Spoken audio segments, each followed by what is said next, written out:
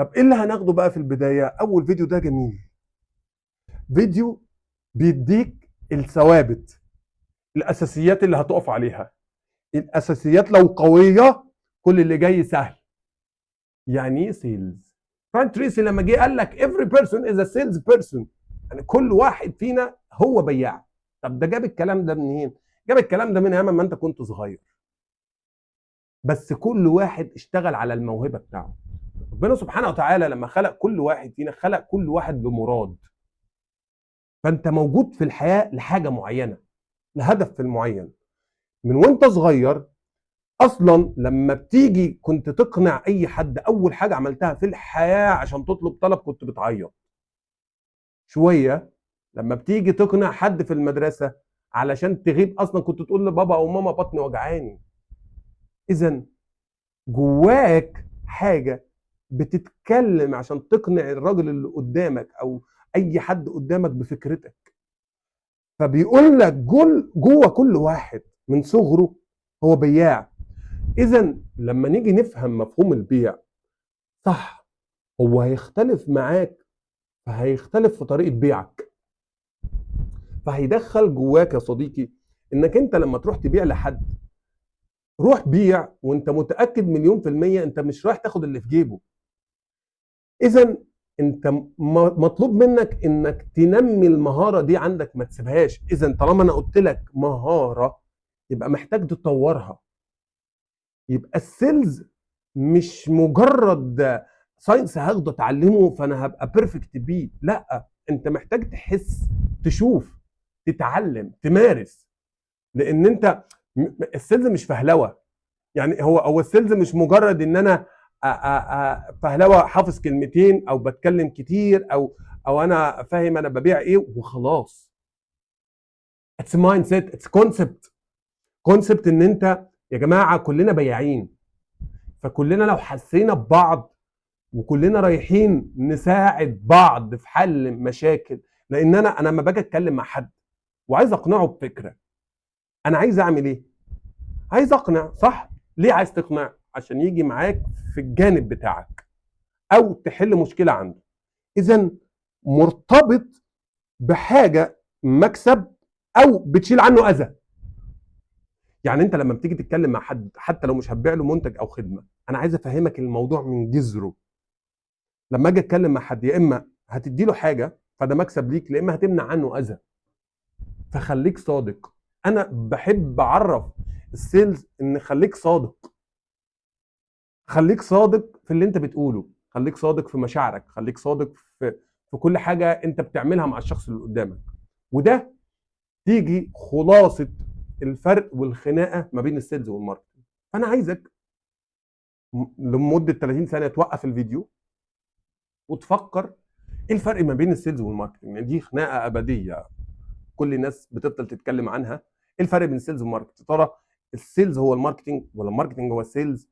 ولا السيلز احسن من الماركتنج ولا الماركتنج احسن من السيلز؟ ولا مين اللي جه الاول؟ لو هنتكلم مين اللي جه الاول، هو مبدئيا السيلز اللي جه قبل الماركتنج، ومفيش حد احسن من حد. ليه؟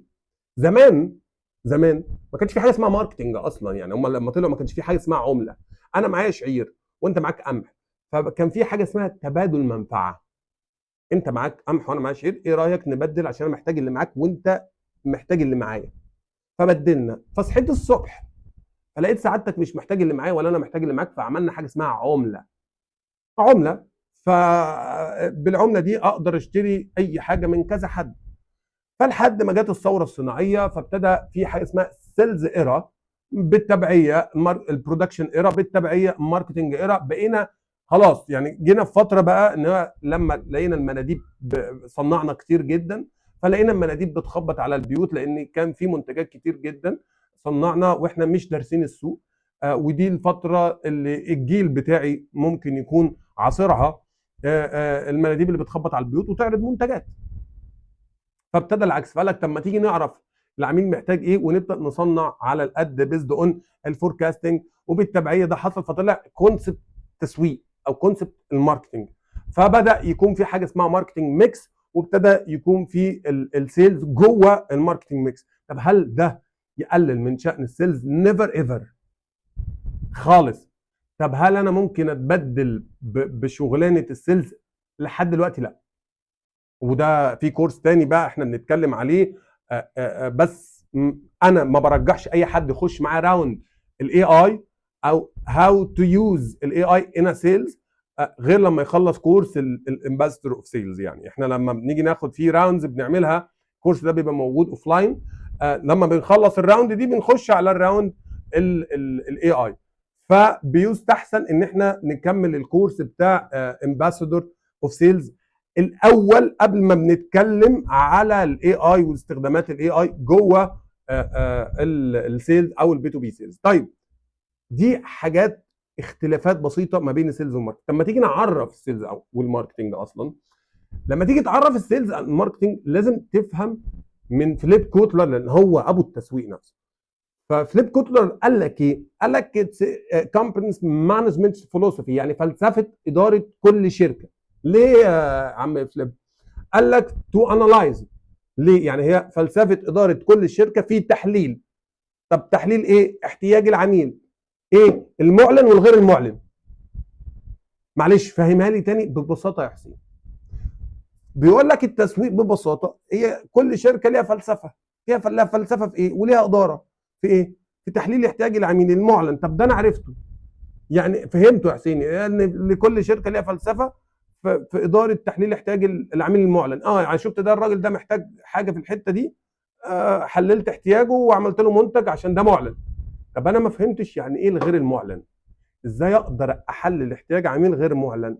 من خلال مراقبه العميل.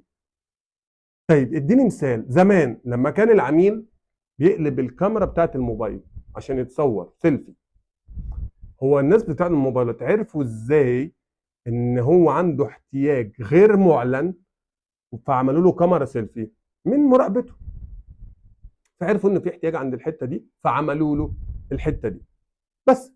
طيب ده التسويق السيلز. جروب اوف بروسيس. يعني خلينا نقول وندي مثال عليه، وانا بحب اعرفه في حاجه تانية. جروب اوف بروسيس، من خلال البروسيس دي السكرت هنا انا ايه بقى؟ بمت كاستمر نيدز. اذا الماركتير بيحلل الاحتياج والسيلز بيلبي الاحتياج، اذا الاثنين بيكمل بعض. طيب انا لو داخل على العميل وفاهم ان الراجل بتاع التسويق ده حلل شريحه معينه من العملاء وعمل لها منتج، وبالتبعيه قال لي ان المنتج ده في ناس عايزاه، فانا رايح ابك. انا عندي شرايح كتير اهو، رايح ابك مين المناسب للمنتج اللي عندي، مش العكس. مش هروح اتكلم كتير لناس كتير قوي. طيب يجي سؤال تاني هنا يا حسيني، ايه هو؟